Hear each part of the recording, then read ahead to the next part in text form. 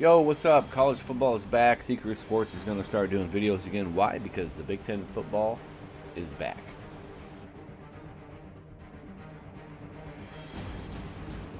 Okay.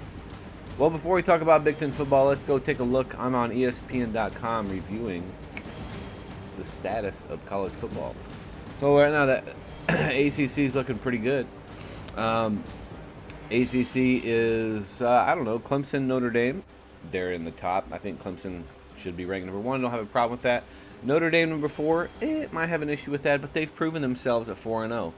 So other than that, I mean, Miami and North Carolina, I don't think you're going to have a chance at the playoffs. Everybody else, I mean, there's not much to say. You're all middle of the road, average ACC. Big 12, huge surprise this year.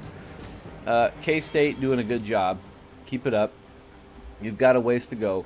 Oklahoma State, also good job. And here's the, where's Oklahoma here? At 2-2, still ranked number 24. I have a problem with that. I don't necessarily have a problem with them. I just have a problem with Oklahoma still being at ranked number 24. Even after this week. But it's whatever. Okay. Before we get in there, I mean, Marshall, congratulations.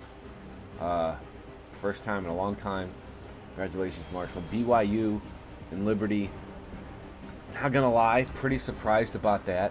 BYU, number 11 at 6-0. Maybe you should be ranked higher, but we'll see after the Big Ten. And then in the Mid-Atlantic, we have absolutely nothing freaking going on in the Mid-Atlantic. You should be playing. I don't know why you're not playing. I really don't know why. You say it's because of the coronavirus, but every other conference can play, so why the hell can't you? And then Mountain West, you started as well, so congratulations to you. Nothing to say. Pac-12, get with a frickin' program, right? SEC, here you are at, 6 weeks in, 5 weeks in, whatever. Maybe we'll see Georgia and Alabama in the championship, but at the end of the day, it's most likely just going to be Alabama, and that's it. That's a force at all. Georgia, this is not an SEC podcast at the moment. I probably will put something out, but, Sunbelt, thanks for playing too. Appreciate it. Okay, everybody else, congratulations. Let's take a look at the Big Ten. So the Big Ten started play this weekend, and it is mind-blowing because at the Big Ten, I've heard a lot of coaches say in interviews that we postponed the season, but that's bullcrap because Big Ten coaches and everyone was saying, we canceled the season. And then after the Big Ten players and some of the schools, players and coaches pushed for it, that's when they said, okay, we're going to start playing again. Big surprise, Indiana won. I am so surprised that Indiana took care of Penn State.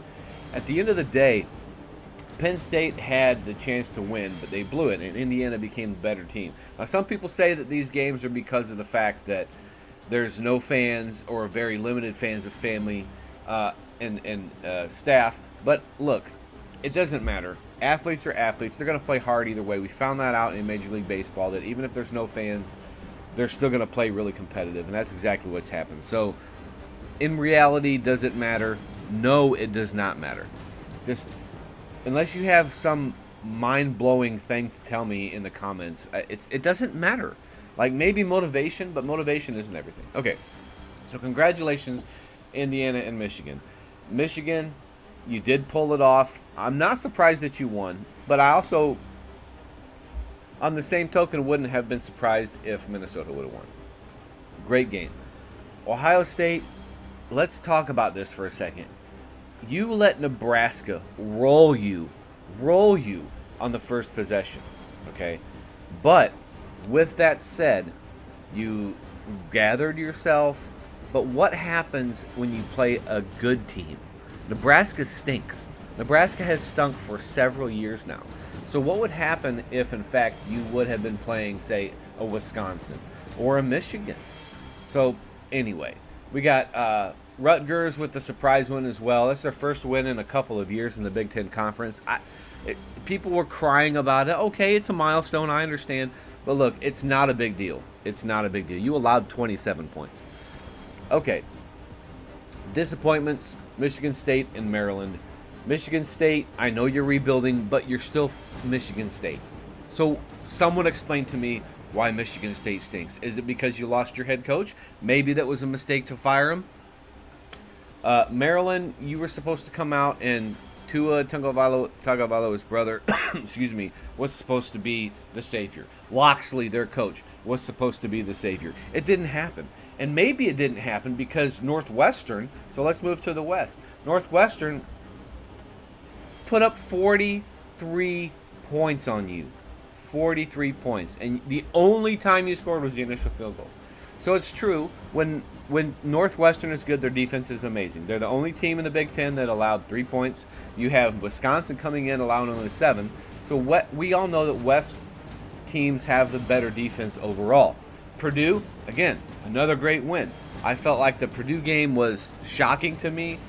Purdue came in and acted like they were ready to play football. Wisconsin, same thing. Acted like you were ready to play football. Now the bottom 4, and yes, I'm including Iowa Hawkeyes in the bottom of the barrel for the Big Ten, because Iowa, you had a job to do. You had a job to do. I cannot yet put Minnesota at the bottom of the barrel because Minnesota played Michigan, and Michigan is annually, well, let's say perennially, a great team. Nebraska, well, I could park here for just a minute. Nebraska, your issue is that you were at one time several years ago a great program, and you're still stuck on the fact that you were a great program, and your expectations are so high. Now, granted, everyone wanted Scott Frost to be the Pat Fitzgerald for Nebraska. They wanted a former player to come in. They wanted him to hype up, but Scott Frost, your time is coming because it takes time. Now, you just need to get to a couple bowl games. If you get to a few of those small bowl games, get some wins, you might start finding some motivation. Again, we'll see what happens. I mean, it takes a good school to allow a new coach to stay there for a while. But again, the problem with Nebraska is you can't just sit there and let them lose less than 500 every season. So you got to get something done. Illinois, look, Illinois, you are the worst of the Big Ten. I'm just going to go out there and say it. Of all 14 teams, you are 14 out of 14 in my mind every year.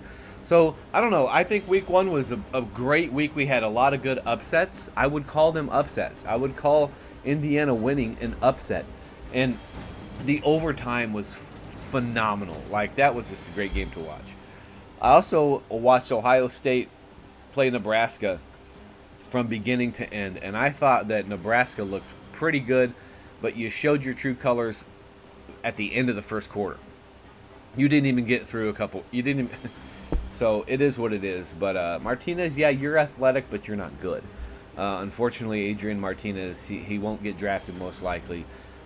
This is a bad year. And honestly, Nebraska needs to start looking to start somebody else. So, all right, well, that's my update. I'm going to call week 2 eventually. But, you know, hey, I'm just going to go ahead and say right now it's looking like it's going to be an Ohio State or Michigan Big Ten East champion, and it's probably going to be Northwestern or Wisconsin in the West. So that's my call so far. With that, I have to say, Super Sports, steady.